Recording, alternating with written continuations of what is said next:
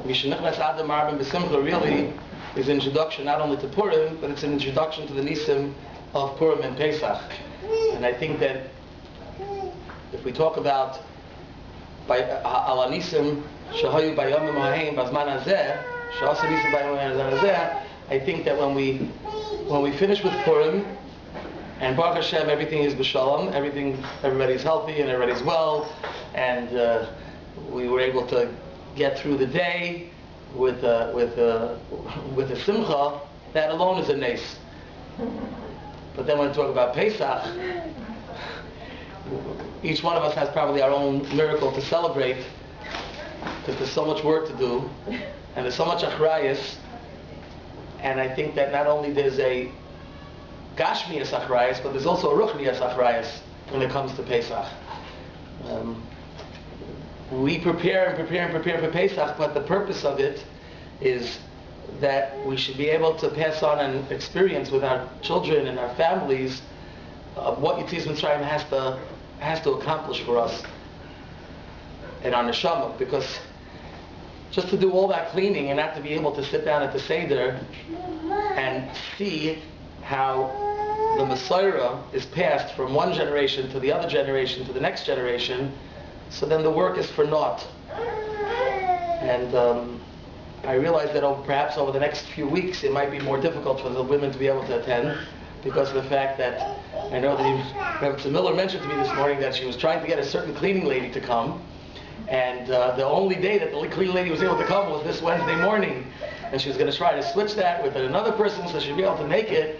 But I understand 100% the achrayus that we all have. I do think, though, that I'll tell you a story that I heard that happened in Yerushalayim, in Mei Sharim. The story goes, and I heard it from somebody that it happened to, that every Erev Pesach, there was an old almana, an elderly woman who never had any children, and she used to go from house to house to house in Mei Sharim on Erev Pesach, the most hectic time that could be possible, and spend a half an hour in every single house. She would walk in, good morning, how are you? And here would be the balbasta of the house, and she said, maybe I can have a cup of coffee. And then she would give her a cup of coffee, and she'd say, why don't you sit down and talk to me? And she would tell her about her this and tell her about that. And it was a very irritating thing. And she would go from house to house, and everybody would speak about how they had to sit for half an hour with this woman and schmooze with her about the olden days and about the newer days, and tell her how many Einik I just had, and tell her whose birthdays it was this, and how my husband's doing and where he's up to in his Seder in Kailol, and then where he's traveled on business this year. The woman was nifter. She passed away one year, and Erev Pesach, she wasn't going from house to house. And everybody was saying how, whether they missed her or whether they didn't miss her, but that Pesach night at the Seder, all the women of Mei Sharim fell asleep in the middle of Magid. And they all realized that this woman had something very, very powerful to pass on to them. And that was that she forced them to take a half an hour in their morning to sit down and to relax and to be able to take in everything that they were doing and make it something meaningful. So I just say that in the hullabaloo of everything that's going to be taking place as we prepare for Pesach, it's important, it's really very, very important to just take some time. Take some time for yourself. Take some time to relax. My mother always says the story of it. My grandmother was a Rebbetzin of a Chassidish Rebbe, my mother's mother. And she lived in Long Beach. My Zayda had a big shtibel. And when my mother was clean for Pesach, we would dread having to do the baseboards in the kitchen, me and my brother, and scraping it through. I mean, there weren't enough toothpicks in the store to be able to get in between every single crack on the floor, anything that might have ever been there, the glue that held the tiles on. And one year my mother had the cleaning lady and was able to send her to Long Beach for about 4 hours in the afternoon, that my grandmother should also be able to have the help. So she gets to Long Beach, And as soon as she gets to the house, she says to my grandmother, Madam, I need the toothpicks. She says, toothpicks? What do you need the toothpicks for? She says, I got to do the floors. I got to do in between each tile. And my grandmother says, it's okay, you don't have to do each tile. Just wash around. She says, what? I got to do the toothpicks?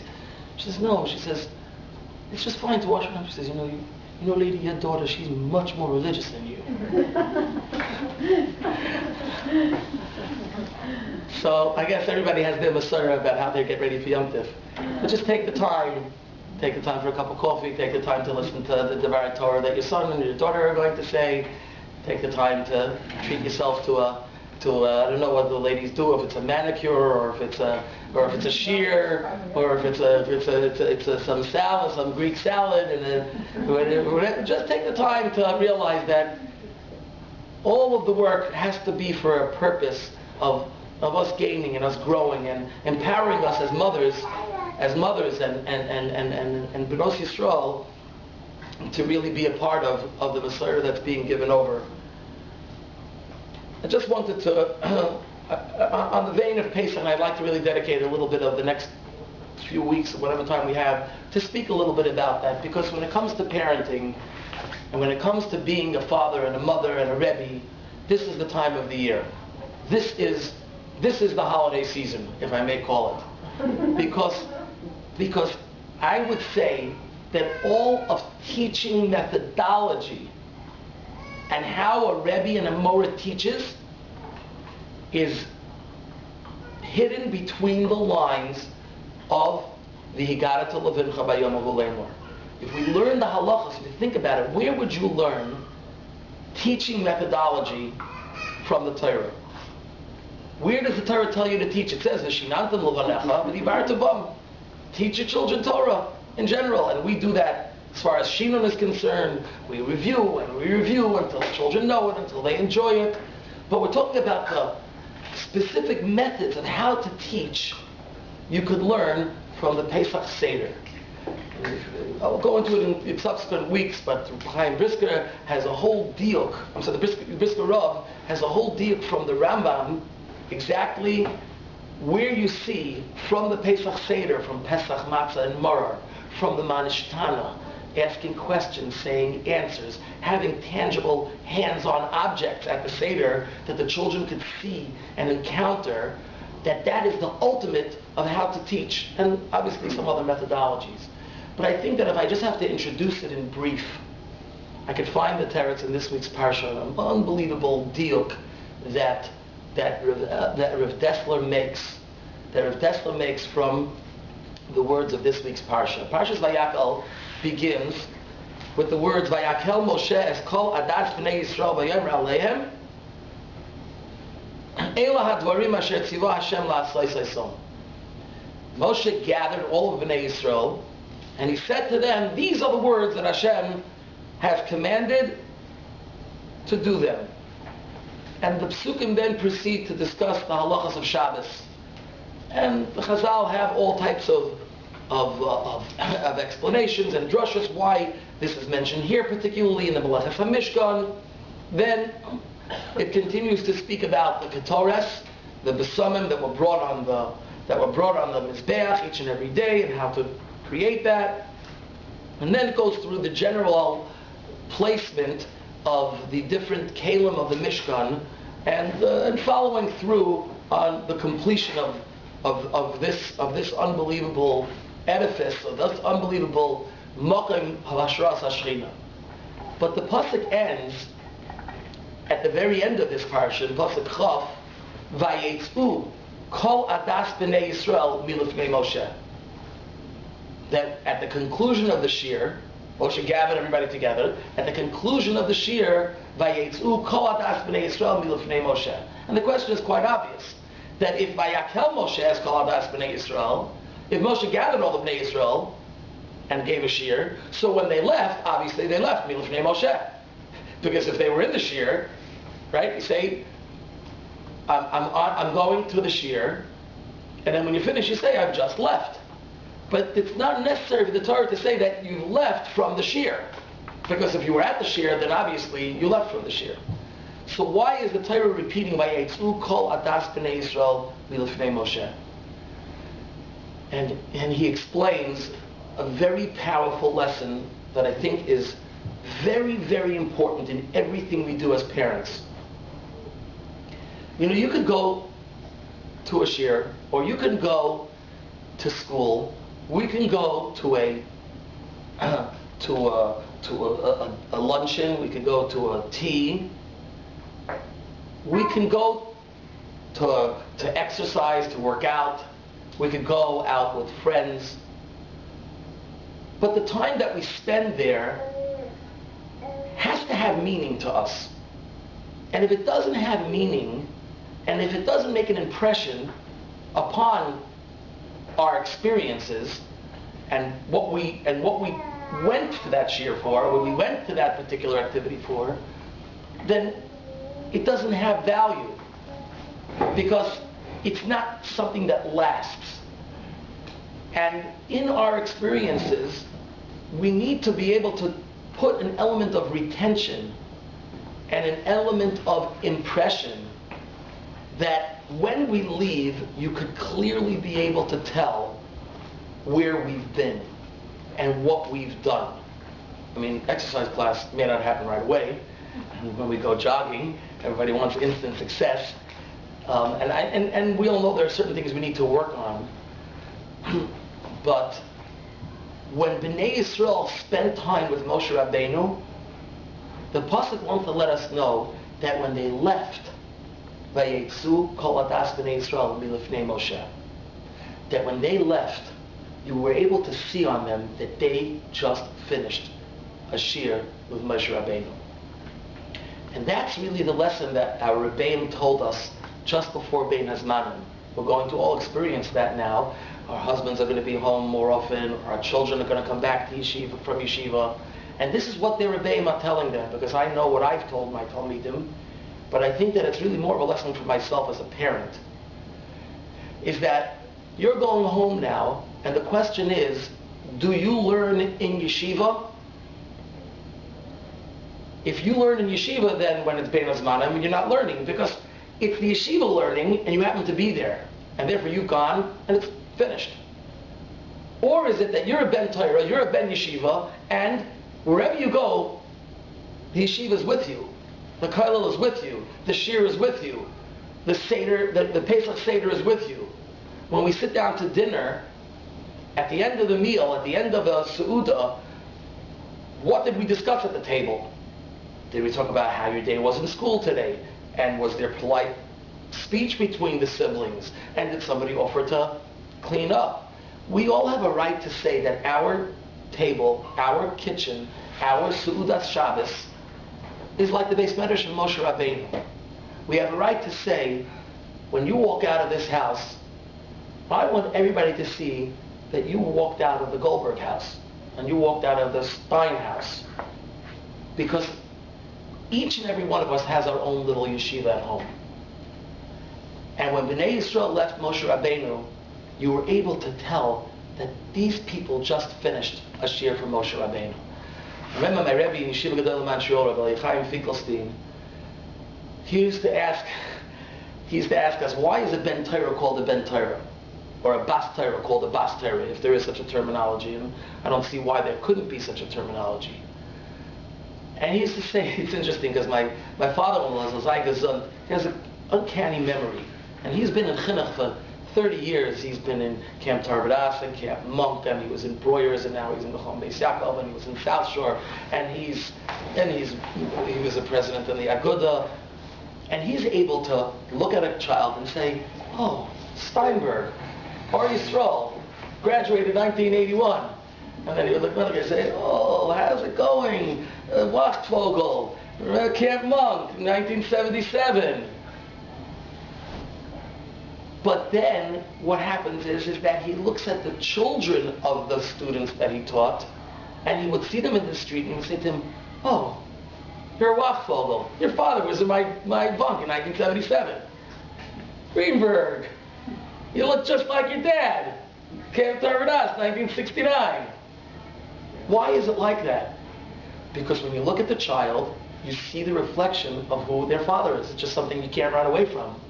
You could just see sometimes that shine, that smile. You see a countenance of who they are and where they come from. That's the way it has to be when you're a Ben Torah. Someone should be able to look at your face. Someone should be able to look at the way you conduct yourself and say, hey, Torah. Just like you could say who your dad is, you could say that this person learns Torah. This girl goes to a school where they teach her Midas Tovos, they teach her Torah knowledge. Or from a home, where the home represents all of those values. It's a very important factor. That's the Yetzu Kol Adas B'nei Yisrael Milufnei Moshe. And I say that as we're getting ready for Pesach, it's a very important thing. We all have our children, and they're coming with their Dvar Torahs and their booklets and their coloring and their. But as parents, it's really worth it to be able to prepare the Seder and the weeks leading up to Yom Tov, and teaching them to be proud of who they are, of who their parents are, of who their grandparents are. To have the Zaidi and the Bobby tell a story over of their own Yetzias Mitzrayim, something that gives the family a legacy. And it doesn't matter, often people say to me, oh, Rabbi, can you tell us a story about your Zaidi? And I say, you know what? I'll tell you a story about my Zaidi if you tell me a story about your Zaidi.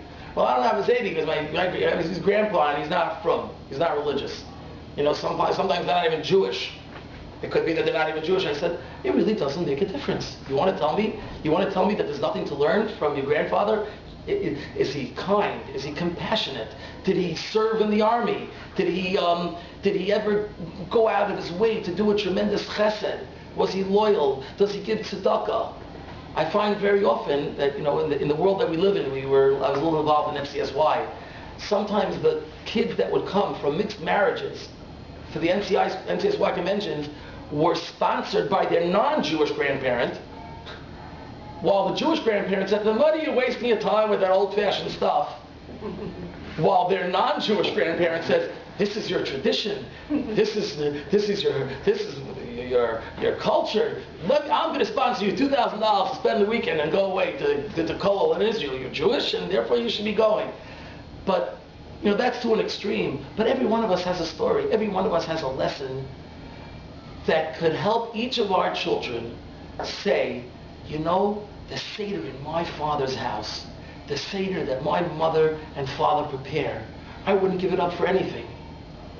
And then I would tell them a story about my Zaidi, and let them know that everybody has an Abba and an Ima and a mother and a father and a Babi and a Zaidi and an uncle and an aunt. Vayetzu kol adas b'nei Yisrael milufnei Moshe. Let these days, as we're working hard, and as we're building our Mishkan, and as we're preparing for these very, very special Yomim Tovim, but let's remember that the atmosphere in the house, the midos that are prevailing in the house, the organization. I have a few people in the parent body that, solutions for busy moms. We have a lot of people that are into organizational skills. I think it's just Sarah. Just Sarah, okay. And then we have those that are the runners and the doers. Take a moment to really organize it so that when the kids come home from yeshiva and they come home from school, and then we have the vacation time, let them know that this is very, very special, and this is a great house to be in. And then in Mitzvah Hashem, when we do practice our Yetzias Mitzrayim, and we'll speak about that in Mitzvah Hashem next week and the week after, when we do practice our Yetzias Mitzrayim, and when we do give over to them as if we are actually experiencing Yetzias Mitzrayim, we're reading the Kabbalah Torah again. We hear it every single day. You think that the Torah was just given because when the kids are learning, it's like the first time they ever learned. And hopefully, all of our preparations for Yom Tov and carrying through all the Yemei HaPesach, it'll truly be as if we're really going out of Mitzrayim, and each and every one of our children will say, "Vayetzu kol das b'nei Yisrael milufnei Moshe." Our house will be like the house of Moshe Rabbeinu. Our shir will be like the shir of Moshe Rabbeinu. It'll be that Mishkan that's built, and the impression will be indelible on the hearts and minds of our children. Thank you.